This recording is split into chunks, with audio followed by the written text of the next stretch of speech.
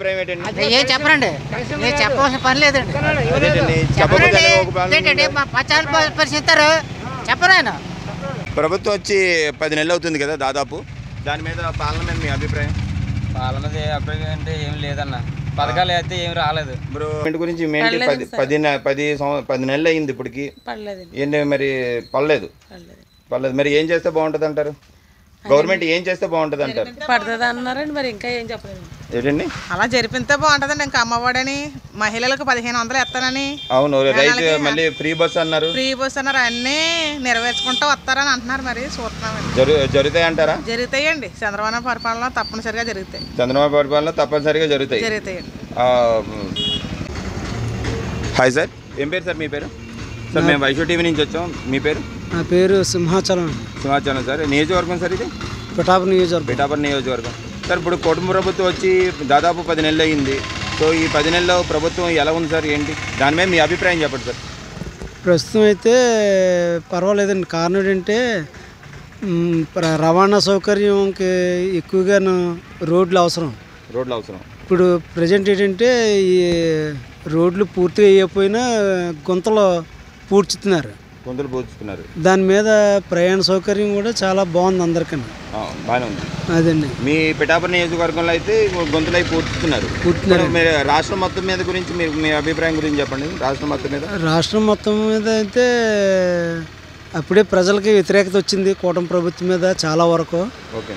పిఠాపురంలో అయితే మాత్రం మాకు పవన్ కళ్యాణ్ గారు డిప్యూటీ సీఎం, ఎమ్మెల్యే కాబట్టి ఇక్కడ గుంతలు కాడ పోచడం వల్ల ప్రయాణ సౌకర్యం ప్రజలు కొంచెం సాటిస్ఫై అయ్యారు. సార్ పవన్ కళ్యాణ్ గారు డిప్యూటీ సీఎం గారు ఇప్పుడు మన లోకేష్ గారిని డిప్యూటీ సీఎంగా చేస్తారు అని చెప్పి ఒక చిన్న వార్త అయితే జరుగుతుంది. దాని గురించి మీ అభిప్రాయం? అంటే ఇప్పుడు డిప్యూటీ సీఎంగా లోకేష్ గారు చేస్తే బాగుంటుందా, లేకపోతే పవన్ కళ్యాణ్? బాగుంటుందండి. ఇప్పుడు ఇద్దరు గతంలో కూడా వైఎస్ఆర్సీపీ ప్రభుత్వంలో కూడా ఇద్దరు డిప్యూటీ సీఎం ఉండేవారు. అదేవిధంగా ఇంకొక డిప్యూటీ సీఎం లోకేష్ గారిని తీసుకుందారని చేసి ప్రయత్నం చేయడం అదేం తప్పేం కాదు. ఇంచేదంటే ఒక డిప్యూటీ సీఎం ఉన్నారంటే నియోజకవర్గాలు సగం పంచుకోవడం వల్ల ఇద్దరు కూడా పర్లేదు చేయడం వల్ల.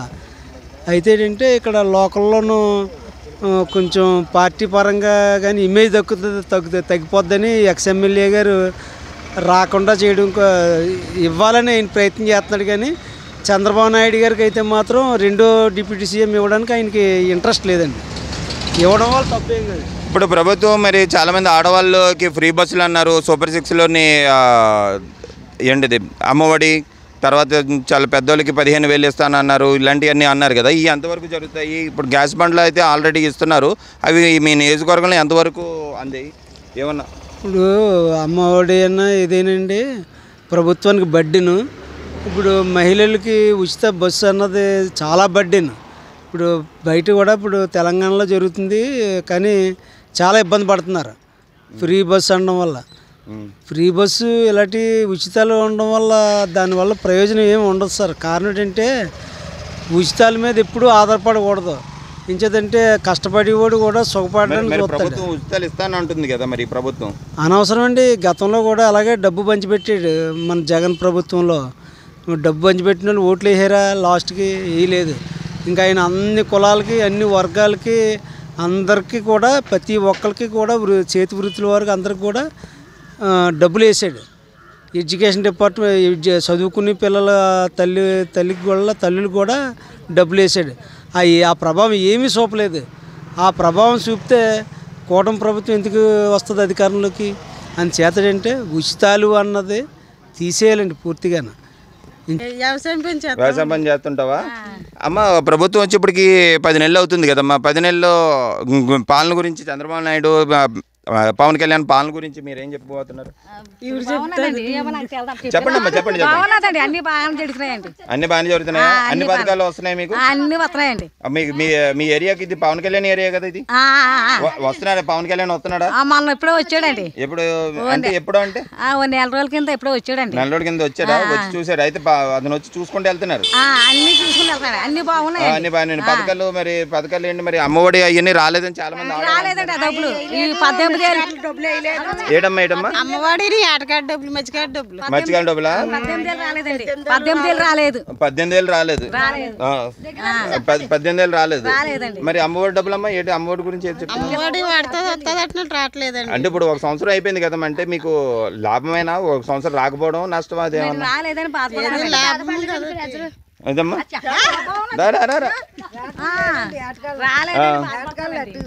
మీరందరూ వేటగాళ్ళమ్మా వేటగాళ్ళు మరి చాలా వరకు డబ్బులు రిలయన్స్ డబ్బులు అవన్నీ వస్తున్నాయి అన్నారు మీకు పింఛనీ డబ్బులు వస్తున్నాయి. పెన్షన్ వస్తుందమ్మా మీకు కొత్త పెన్షన్ ఎట్టట్లేదు మరి ఇంకేం చేస్తే బాగుంటది అంటారు ప్రభుత్వం? ఏమోనండి మాకేం తెలుస్తుంది బాబు, మీ చేతిలో ఉన్నది పెయిన్ ఎలానా లేరా మీ చేతిలో ఉన్నది. ఏం పేరమ్మా నీ పేరు? ముసలమ్మ చెప్పమ్మా. ఇప్పుడు నువ్వు ఏం చేస్తే బాగుంటది అంటే ప్రభుత్వం రోడ్ల గురించి వాటి గురించి రోడ్లన్నీ కన్నాలు కూర్చున్నారు అంటున్నారు. అయితే ప్రభుత్వం బాగానే ఉందంటారా బాగాలేదంటారు? 10కి ఎన్ని మార్కులు ఇస్తారు? 1 నుంచి 10కి ఎన్ని మార్కులు ఇస్తారు? మార్కులు తెలియదు అంటారా? ఇంకమ్మా చెప్పండి మీరు ఇంకా ఏంటి ప్రాబ్లమ్స్ ఏంటన్నాయి మీ ఊర్లో? ప్రాబ్లమ్స్ ఏమైనా ఉన్నాయి? ఏమీ లేదండి. ప్రభుత్వం వచ్చి 10 నెలలు అవుతుంది కదండి, దాని మీద మీ అభిప్రాయం ఏంటండి? ఏం చెప్పరండి, నేను చెప్పవలసిన పని లేదండి. ఏంటండి పచ్చాలు పరిస్థితారు చెప్పరు ఆయన. అది అమ్మా ఏం పేరమ్మా మీ పేరు? మరి అమ్మ ఇక్కడ ఏంటి కిల్లిబెడ్డు వ్యాపారం? సో ప్రభుత్వం వచ్చి 10 నెలలు అవుతుంది కదా, దాని మీద మీ అభిప్రాయం ఏంటమ్మా? బాగుందా బాగోలేదా ఏంటి? బాగానే ఉందమ్మా. అన్నీ వస్తున్నాయి, పథకాలు అన్నీ వస్తున్నాయి మీకు?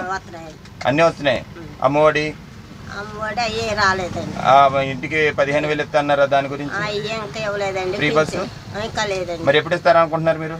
మరి ఏమండి మరి ఎప్పుడు ఇస్తారన్నది మనం చదువుకోలేదు, ఏం చేయలేదండి. మరి నేను ఏం స్వప్నాకన్నాను. ఏమన్నా ప్రభుత్వం ఏమన్నా చెప్తుంది అంటున్నారా? ఇప్పుడు ఇస్తున్నారు